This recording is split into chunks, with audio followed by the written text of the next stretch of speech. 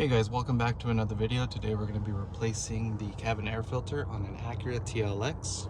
You're going to find the cabin air filter passenger side right behind the glove box here.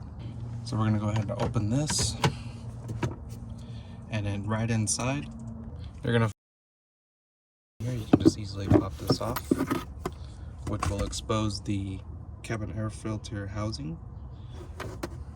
When you look inside, you'll see that there's going to be a clip right here. All you need to do is clip that inside, push it inwards, and it'll release the clip. Same thing on the other side. Once you get this removed,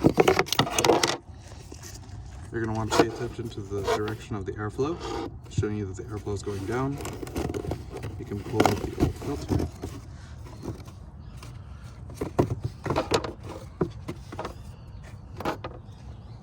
And here's the part number we're going to be using. It's the Honda part number, but I did go to Acura to get it. So when you open up the new air filter, you're going to see that there's a lot of wording here. And then on the side, you'll see that it's showing you which way the direction of the airflow is going to go. So you just match that up with the air box here. Slide this in.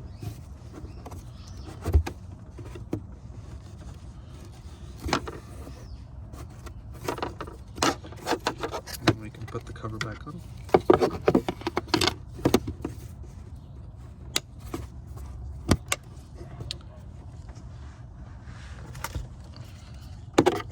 And we put this cover back on.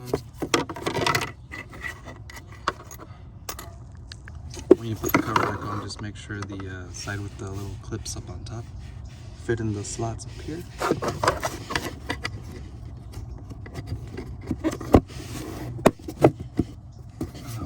And then you're all done. So that's the end of the video. If you liked the video, please leave a like, subscribe, and we'll see you in the next one.